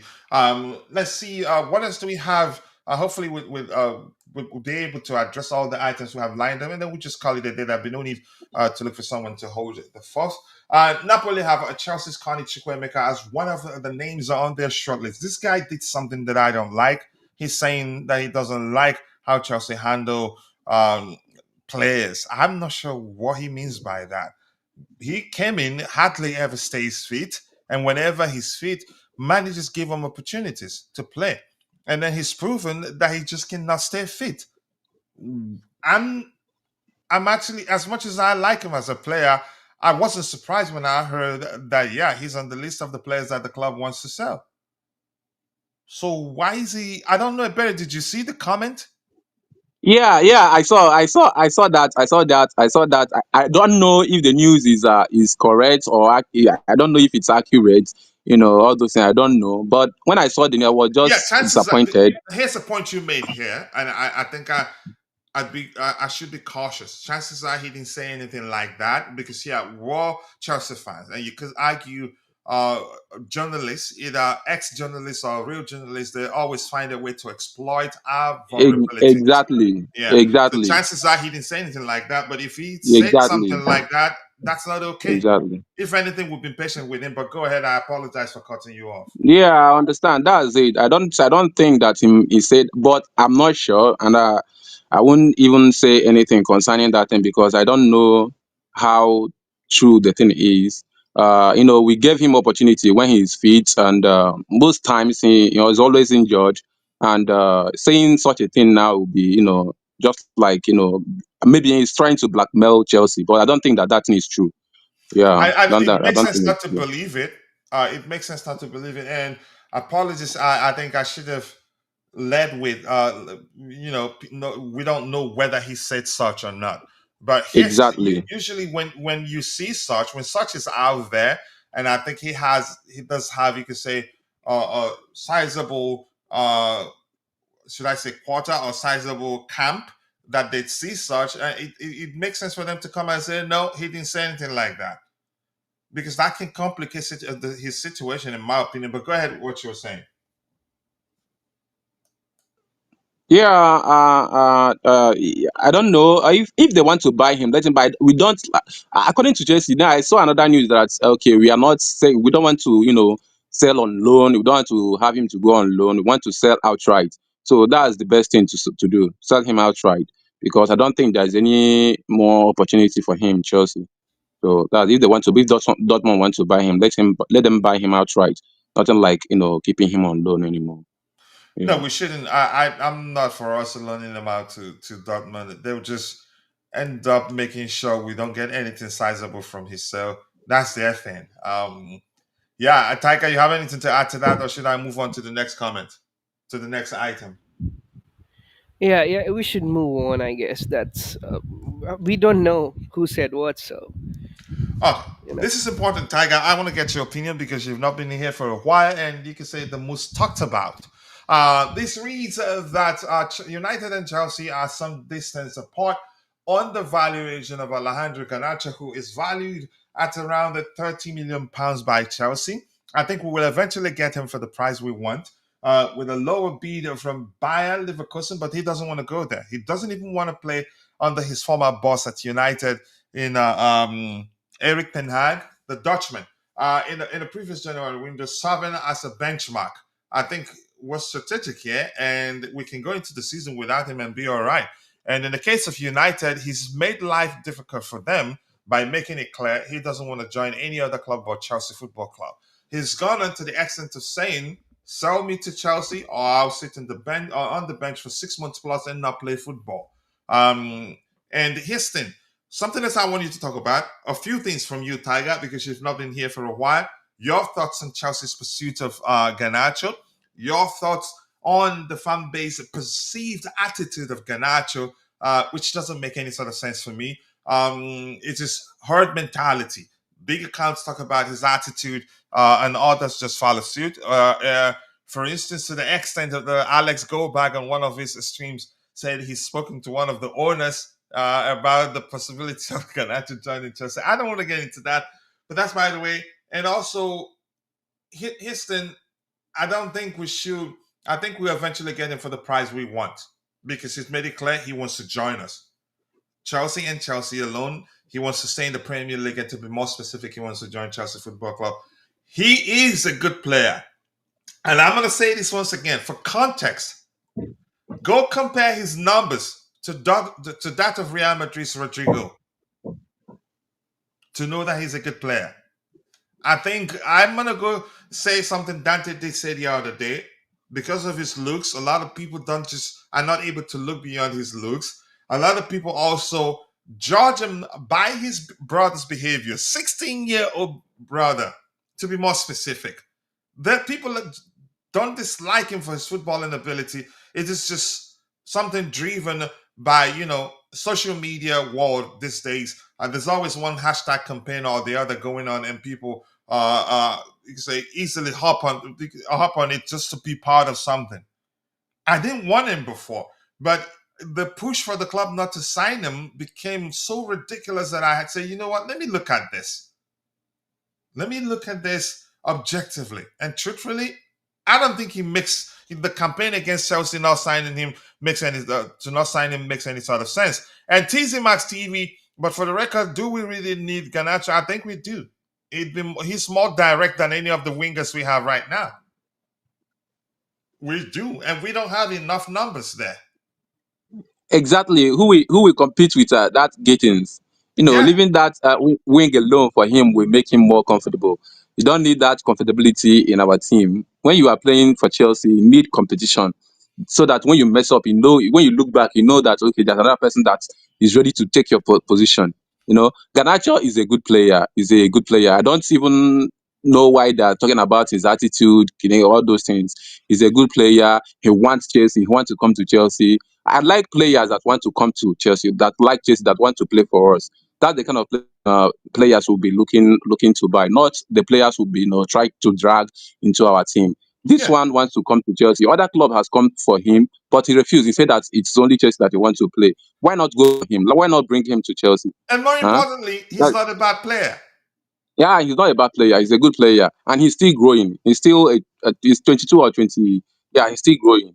So I don't even know why some Chelsea fans, maybe he's a Ronaldo fan, and some Messi fan would like to, try to kick him, all those things. But all I know is Garnacho is a wonderful player. He can grow. He loves Chelsea. When he comes to Chelsea, at least he will play with all his mind. You know that there is competition into the team. No And more, being comfortable, all those yeah. things. So And that's Tiger, it. before Yeah. you start speaking, I better thank you for that. Listen, Tiger, his case is not in isolation at United. There's Ganache, there's Jadon Sanchez issues with the hierarchy, or maybe the managers just played under. There's him. There's Anthony. There's the one that's playing current on loan at Barcelona in the Englishman. What's his name? A few of them actually. So it's been chaotic there at United. Why blame it on the kid? But let's hear you, Tiger. Yeah, good. So, see, I have a few points to say on Garnacho. First of all, what he's doing right now should not be justified on the garb of he's doing that for us because it feels very good right now, because it's doing us it for us. Like it's Chelsea who is at the spotlight of all the Garnacho shenanigans. So it's a very lucrative option right now. It suits us. That's why we are liking the whole scenario. The problem is, what happens 6 7 months down the line? He starts doing the same when one another window approaches for another club, and then we will all be like, no, no, no, no, no, this is not a good player. So this is a part of the problem. What Garnacho brings to the table, his whole internet shenanigans, and his whole image of not a very good guy on the internet and creating all these controversies, it's there, coach. I mean, you cannot debate that he's a very fresh guy and he's a very simple guy, head down at work, no shenanigans, no controversy, brings peace to a club. No, he's not that guy. He brings controversy and fair share of them. But should we just not sign a player because in past he has done, or say he has been surrounded in some controversies? I don't think so. That should be the benchmark. I'm not saying anything, but has Jackson not been in controversies here at Chelsea regarding his social media uses? I guess everybody knows all of the chats that were leaking out. Mudrik's and his shenanigans. Let's not talk about Mudrik's. I don't know what has happened to him. So it's not like we don't have players who don't go on internet and say things or do things. The only problem is we are a football club, so we should be focused on football. The other aspect of the argument that people bring to me when Garnacho is being discussed, what I see online is, you know what, if a player like him comes to a club, the dressing room atmosphere suddenly goes from 100 to a zero. I'm sorry, but that's not how, that's unfortunately now how it works in a club. No player right now, and we have built our club like that from, and we have seen a lot of pain, coach. And I have been on streams here, and you have been on streams, and all the fam in the chat has been on the streams. We have seen days of pain before seeing all these glory days at our Chelsea FC. We have not built a club which can be, or we have not built an ambience or an atmosphere which can be ruled or dictated by a single player. If he's coming into our club right now, he cannot rule. It would be Maresca and the sporting directors who would decide things for him. If he wants to get paid, if he wants to get play, if he wants to get a playtime, if he wants to get minutes, he has to perform. He has to prove himself in training. Now we Yeah. have a coach in Maresca who is not like, okay, you are signed for say 100 million, so I will be having to play you because there is an ownership at my heads who is saying that I have to play you because you're my star boy. I don't care. If you are not properly starting, I will not play you. If you're not training, I will not play you. So these are positive signs. We are not the same club anymore that were ruled by power straws and ego battles. That has been a long gone situation. I remember the Rudiger days. It's not the same club. We have built something different this time, and this time it would not be Garnacho who can shatter everything that we have built. So that's very clear in my head. So that's not a problem. Second point, which I would like to raise a question to everyone. 2 seasons back, when we were in turmoil, if anybody would have offered Garnacho to us, what would be our answers to that deal? Say 45 million for Alejandro Garnacho. I would have said yes, for heaven's sake. Why would I not take a player like Alejandro Garnacho? Have you seen his goal, which was awarded the Puskas Award? How many players right now in Chelsea can score a goal like that? So he brings a flair, a kind of sentiment in his football that, yes, in Estivao right now it's present in Cole Palmer. Yes, we can see that. A few of our players have it, no doubt, but only few of them have it. Just two, three. If we have those kind of players who have that aggression, players who have that determination, players who have those, I don't want to use that Spanish word, but who have those cheesehousery with them, Hmm. it, it, it brings an excitement to the club when you see them play. And a winger situation, people are right now saying, oh no, but Chelsea have a lot of forwards. But the moment you sell Nkunku, and maybe sell or offload Sterling, and then maybe sell Tyreek George was getting connected. Don't want him go, but he can be sold. We are like that. Our model has been now like that. So if these guys go, if Nkunku goes, there is a lot of vacancy out right there in the left wing, so he can play there very well, and he can get his minutes. And don't also forget, at the same time, coach, we are playing FA Cup, we are playing the Carabao Cup, we are playing the Champions League, and we are playing the Premier League. So there are a lot of competitions where we'll be needing those rotation options as well. And Garnacho, if we are paying like max 40, 41 odd million with all the add-ons, I don't think so. It's even it's a very good opportunity. And it's like that. It's just like any other transfer. Let's not overcomplicate the transfer. If we are getting Garnacho in some odd 40 million with add-ons, that's it. He's a brilliant kid who is just 21 years old. We can grow him, and if it doesn't works out, we sell him. That's what we are doing with all other players. We brought It's in really Nkunku, that simple. and that It's really that and then simple. Nkunku is gone. Yeah, Jackson came with so high hopes. We were comparing him with, oh, you know what? Drogba was also signed in a amount close to 30 odd millions, and whenever Chelsea signs a striker with in that price zone, he always flourishes. Well, Nicholas Jackson did a great lot better than what we expected. At least I expected. He was very good, but unfortunately, he's not the UCL striker that we need, or say the top Premier League striker, comparing with Haaland and now Isaac, and now who has recently signed Shesko and everyone. Maybe he's not that guy, but he's up there. But now he's moving on. Maybe he gets sold to Newcastle, and maybe he goes there and does well. So why not see Garnacho as the same player? And I'm telling you, coach, the people who are criticizing Garnacho right now, the moment that guy gets some game time, 2, 3 matches, 4 matches, and he starts scoring those goals out of nowhere, because that's like him. He's that player who will not give you goals in every match, maybe assist every second or third match, but when he scores goals, everyone talks about those goals.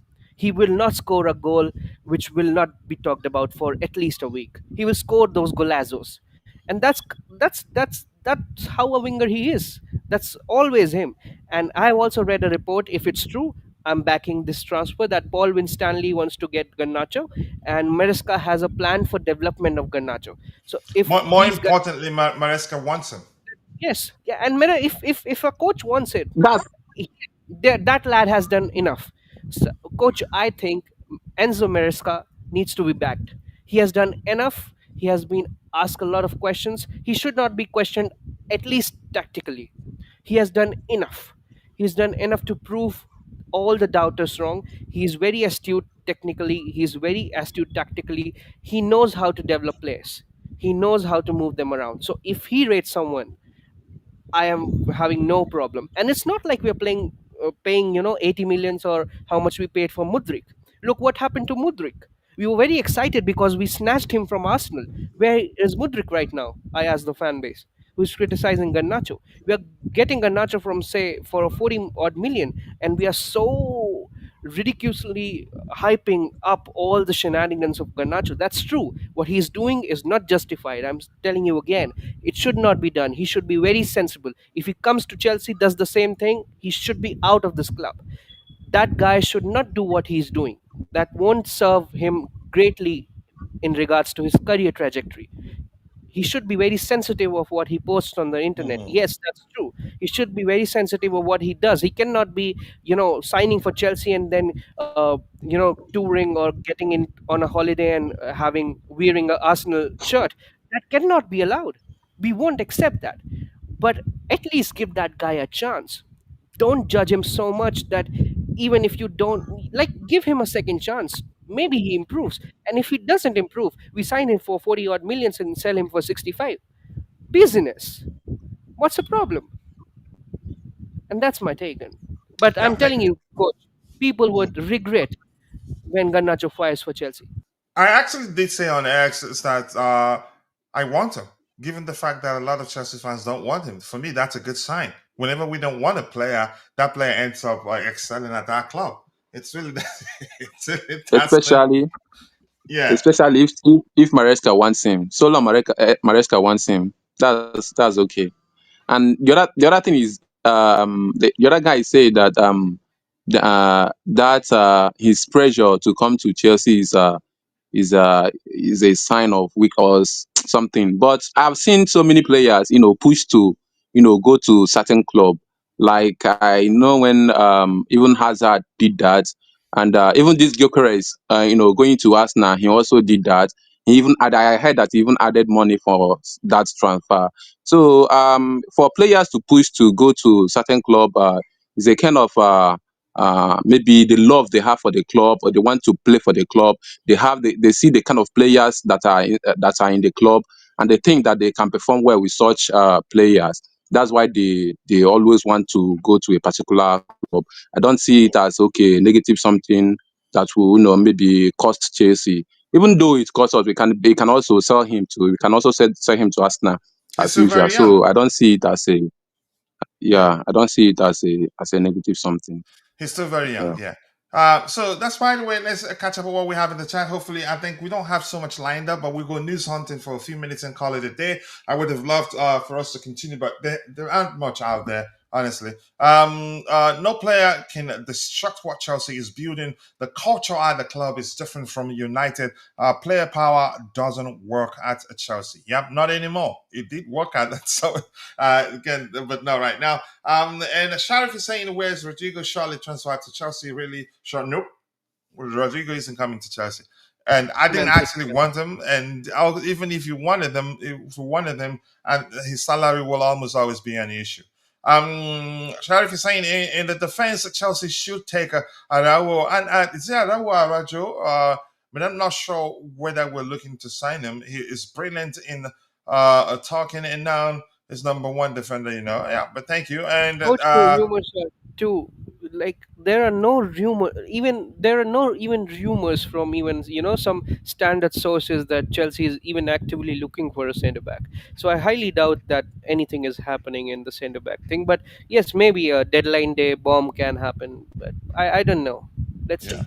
And here's Nasya. Hello from Russia. Nice to see you. I wish I knew how to say hello in Russia. My brother and my sister both went to school in Volgograd, Russia. Yeah, medical school.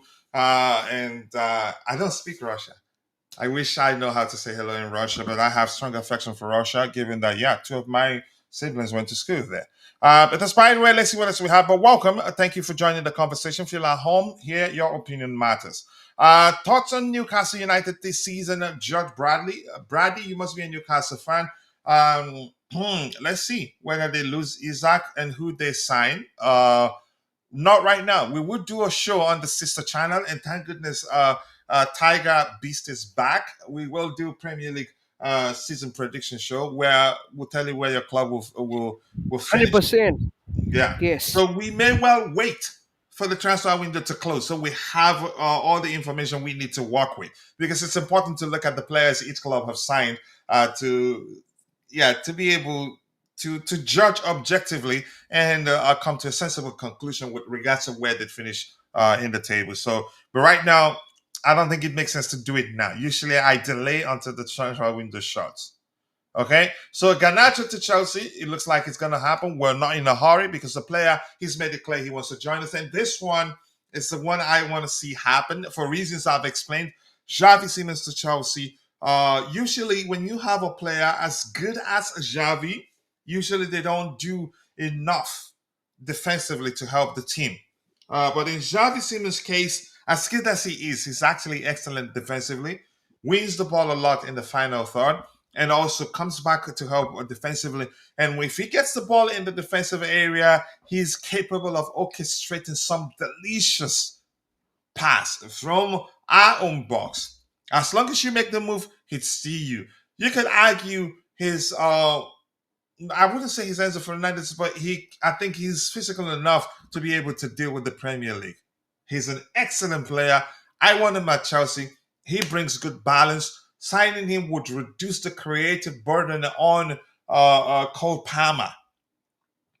Yeah, they're not exactly the same, but he's that player capable of pulling a rabbit out of the hat. So, which means if we sign him, if Cole Palmer gets injured, he'd come in, do an equally good job, or even better, an even better job. Both can actually start in the same game, and I think we, as sporting directors, they know that already. I know the manager know that already, and the player wants to join us. And his thing, because he wants to join us, it wouldn't make any sort of sense to overpay for him. So you don't overpay when a player wants to join you. Might be City, okay. Chelsea, okay. In that order, okay. You say City first, Liverpool second, Chelsea third, and Arsenal fourth. It's a possibility, but I usually like to wait for the transfer window to close. To look at the players, each of the clubs in the Premier League they've signed, and then be able to sensibly predict how the season ends. Tiger, I don't know. You want to say anything about Xavi Simons? Great player, coach. I only have this one fear. I want them both, Garnacho and Xavi, but I have just one fear. What happens if we just sign Garnacho and somehow the deal collapses for Xavi Simons? Because RB We Leipzig can are still not go into the season a fine, very but good. if Kopama Yeah, but Kopama I'm just gets saying, coach, injured, a huge the problem. Yeah, fan go ahead. base, the fan base would be erratic if that They will happens. lose their shit. Oh my god. They will be like, "Oh no, what will happen now because we're getting Xavi and now Garnacho is so bad." So everything of that will happen. But Xavi is very good. If you bring him, one good thing will happen. You will see Estivia Willian develop very well because if there is no Xavi Simons, there is no, you know what, UCL ready or PL ready up there. I personally think Estivao is ready, but he's just too young to, just put him out there in front of those crazy defenders. I mean, ultimately we will have to, but that can be eased out, gently, and he should be allowed that time to develop into the mega star that he's destined to be. But in order not to rush Estevao, because he can play at that cam position as well, and he can play at the right wing as well, as we have seen in the preseason games, but do not allow Xavi Simons' progression to be rushed in. We need a kind of player at that cam position, and also to have that Enzo fatigue problem. If people remember from the last few seasons, Enzo gets fatigued playing day in and day after. So if we have that player in the midfield who can manage game time from Cole Palmer and Enzo Fernandez, that would be a very good sign. So I guess we need Xavi Simons more than we need Garnacho. There is no doubt. He Yeah, we adds do. to Yeah, quality. Garnacho is very young. He's like, I'm not even comparing him to Mudrik because Garnacho is well above Mudrik in terms of where he is at development scale, but he is a youngster which we need to develop. Xavi Simons is up and ready for Premier League. yeah. I think he is. Again, his attributes are, or you could say his profile overall are suitable for the Premier League. I don't think he'd struggle one bit. Barry, I don't know. You want to add anything to that before we go news hunting and call it a day? Yeah, Xavi, I've not watched him that much, so I don't know how good he is.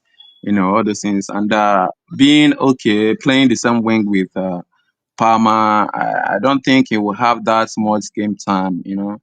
Coming to Mm. Chelsea and all those things. So I really don't know, but it seems so many Chelsea player wants him.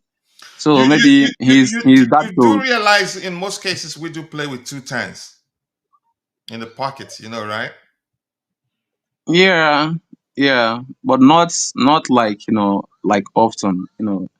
Be coming in the same wing with Palmer. I don't think that it will give you that much time to develop something like that because Palmer is not ready to give up that wing. I, But I, that's I a think good. I think Is a if we sign him, we'd see him start in certain games at the same time with Parma or one rest for the other. We can rotate.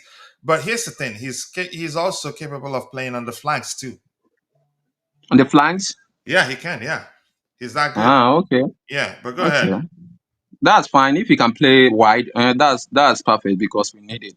We need it. Play up, and also we are signing Ganacho. If you sign Ganacho, okay, anything that works, anything that the board wants to do, I'm in for it. I support them. Their recruitment has been wonderful recently, so I support them. Yeah. Yeah, thank you so much for that. And new ones, I'm not sure what you're asking there. Can you give me information? Kalu Maino is not coming to Chelsea. Kobe Mino, you mean? He's not coming to Chelsea. For me, some rumors since last season. So news hunting time, and then we'll call it a day. And Tiger, I did see your message. So it makes sense. We don't have a lot again going on right now. If there's a need to do so, we'd still stream later in the day. The leadership team have implemented a number of changes across data, coaching, performance academy, sports science, medical, and standards. It is anticipated that Chelsea will further strengthen their scouting and data department over time. For me, they deserve again whatever they get. They've done well, in my opinion. A lot of people don't believe in them for lack of foresight, I would say. Chelsea believe summer signing Uriel Hato, who is only 19 but has been a first team regular for Ajax for 2 seasons and earned his caps for Holland, is an excellent example of their strategy. And I would say yes to that. Any other thing? Any other thing? Nothing important. Chelsea have faced criticism for not adding older players for their young squad, but they believe that playing experience is more important. Here's the thing: we have a lot of experience actually, but yeah, people do use experience and age interchangeably. So usually it's difficult sometimes. They're not able to look beyond the age of a player to realize that that player in question is actually very experienced in a particular vocation. But now we're talking about football. Uriel Herta, for instance, at 19, captained Ajax and he's played a lot of minutes, actually. So nothing serious. One that I saw that I wanted us to look at as a report that suggests Newcastle United, they're not so keen on Nicholas Jackson. And as I've said, that's a welcome development for me. I'd rather we sell him to a foreign club. But that's by the way. I want to say thank you to my bro, Ebere, for finding the time to join the conversation. Hopefully, Ebere gets enough training in him, and I know Tiger can actually host shows, but I want to train Ebere to be able actually to take charge whenever I'm not available, because it's my little brother, and I haven't actually met him in person, but we've had some conversation that led to me trusting him to the extent I'd be willing to train him and hand over shows to him. Yeah, I've talked about that. And CFC Blues, Lettuce, nice to see you. Thank you so much for joining the conversation. I appreciate you. Lateness is greatness, they say. So I want to say thank you to CFC Blues. Sharif, thank you for joining us. Judge Brady, thank you for joining us. And our Russian bro here, Nastya, thank you for joining us. Wish I know how to say hello in Russia. It's And it's it's yeah, privet. I don't know Russian too well, but you can try. It's privet, and I yeah. can be wrong. The only Privet. Russian language that I speak is Niet. Again, is it Niet? Yet, something like yes, something like that. But my brother, two siblings, my brother and sister, they do know how to speak Russian very well because they went to school there. But I'll learn. I'll learn. No player with again Blue Class Media. Need thank you, and TZ and Uncle Vinny, Star Slayer, all of you. If I miss your name, apologies. I'm only human. See you guys, and more importantly, Tiger Beast. Also, thank you. A good return for you. An excellent Thank you, coach. discussion, Always an honestly. honor. Always an Bobby, honor. also, thank you, our senior panelists. I appreciate you all. If I miss your name, apologies. See you guys next time. God bless us all, and cheers. Big up the chairs. Still blue.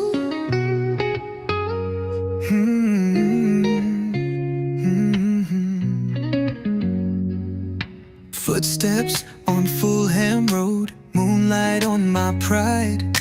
Wore this badge through highs and lows, never had to hide. Memories in Stamford breeze echo through my chest. Not every win is sweet, but I gave my all, no less. We sang through the rain, we danced through the pain. The pitch still remembers my name. Still blue through the silence and the roar. Still blue even when we don't score. I carry the soul of the shedding crew. You can't shake me, I'm still blue. Still here, still true. Woke up to the chance, paint cracked on my wall. but the pride in my heart never faded at all. Jersey frayed at the seams, but it still feels right. Been through darkest nights, still shining bright. We bled in the game, we rose with no shame. The bridge still whispers my name. Still blue, every tear and every cheer. Still blue, with my voice loud and clear. I carry the pride of the shed and crew. Win or lose, I'm still blue.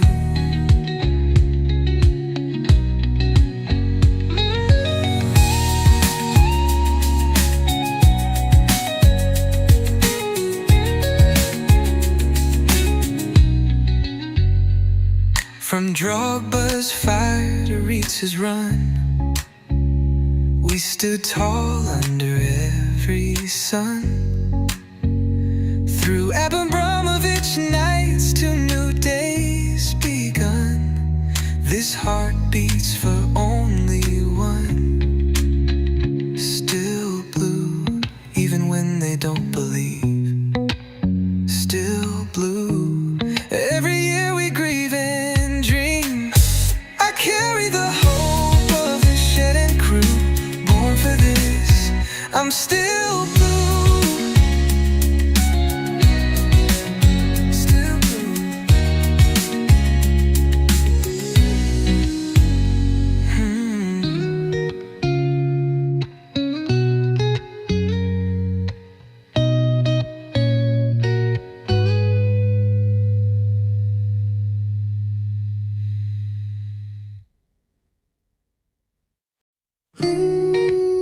Still blue.